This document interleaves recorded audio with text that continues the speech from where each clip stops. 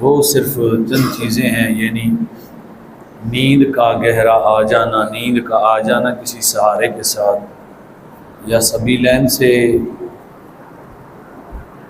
نجاست کا خارج ہونا۔ اور ایک اور مسئلہ ہے، وہ یہ ہے کہ اگر خون جو ہے نا، خون نکلتا ہے جسم سے، کہیں زخم لگ جاتا ہے اور وہاں سے خون نکل کے چل پڑتا ہے، تب بھی وضو ٹوٹ جاتا ہے۔ یعنی کہیں کوئی چوٹ لگی یا کچھ بھی لگا، بھلے کسی مچھر نے کاٹا، خون نکلا اور خون وہاں سے چل پڑا، سیلان دم ہونا ضروری ہے، خون چل پڑے گا تو وضو ٹوٹ جائے گا۔ اگر خون نکلا اسی جگہ پہ رہا، یعنی مچھر نے کاٹا تو اسی جگہ پہ رہا، اپنی جگہ سے آگے چل کے نہیں گیا، بہاؤ نہیں آیا۔ اسی طرح زخم لگا لیکن خون وہیں رہا، آگے چلا نہیں، تو وضو نہیں ٹوٹے گا۔ یعنی وضو نہیں ٹوٹے گا جب تک خون اپنے مقام سے چل کر آگے نہیں جائے گا، جہاں سے نکلا ہے اوپر وہیں رک گیا، آگے چل کے نہیں گیا، بہا نہیں، وضو نہیں ٹوٹے گا۔ اگر بہہ پڑا تو وضو ٹوٹ جائے گا۔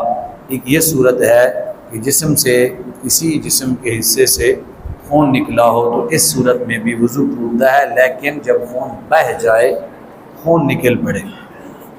اور ایک اور اہم مسئلہ ہے، اس وجہ سے نماز میں بھی وسوسے آتے ہیں، ویسے بھی وسوسے آتے ہیں، وہ یہ ہے کہ نماز کے لیے طہارت بہت ضروری ہے، اس کے بغیر نماز نہیں ہے۔ طہارت اس طرح کرنا جس طرح سنت رسول ہے۔ میں یہاں ایک جملہ عرض کر دیتا ہوں، حضور نے مسجد قباء میں اہل قباء سے پوچھا کہ یار اللہ نے تمہاری تعریف کی ہے، تم بڑی اچھی طہارت کرتے ہو، کیا طریقہ اپناتے ہو؟ ہمیں ہی سمجھانا تھا نا۔ انہوں نے کہا کہ یا رسول اللہ، ہم پہلے مٹی کے ڈیلے سے کرتے ہیں، پھر ہم پانی سے استنجا کرتے ہیں۔ یعنی اب یہ تو ممکن نہیں ہے، ہمارے یہاں مٹی تو نہیں ہوتی، لیکن میں عرض کر رہا ہوں کہ جہاں غلطی ہوتی ہے بہت بڑی، اور یہ کثرت سے ہوتی ہے ہمارے ہاں، وہ یہ ہوتا ہے کہ چھوٹا پیشاب کرنے کے لیے بیت الخلاء میں، واش روم میں گئے، وہاں جا کے چھوٹا پیشاب کیا اور بس بہر بندے کھڑے ہوتے ہیں اکثر، یا نہ بھی کھڑے ہوں تب بھی عادت ہے چپ کر کے بہر نکل ہے۔ جیسے ہی بہر نکلے تو قطرہ نکل آیا، یا پھر نماز کے اندر رکوع میں گئے قطرہ نکل آیا، یا نماز کی تیسری چوتھی رکعت میں قطرہ نکل آیا۔ اب استنجا ہوا ہی نہیں، آپ کا استنجا ہوا ہی نہیں، وضو نہیں ہوا، آپ نے وضو بھی کر لیا تو نہیں ہوا۔ اس کی وجہ یہ ہے کہ اس استنجا نہیں ہے چھوٹے پیشاب کے لیے، اس کے لیے استبرا ہے۔ یہ بڑا سمجھنے والا مسئلہ ہے۔ استنجا نہیں ہے، اس کے لیے استبرا ہے۔ آپ 1000 بار اپنے عضو کو دھو لیں، اور اگر آپ نے استبرا نہیں کیا تو آپ کا وضو نہیں ہوگا۔ استبرا کا مطلب یہ ہے کہ پیشاب کے قطرات کا خارج کرنا ہر بندے کی اپنی فطرت کے مطابق ہوتا ہے۔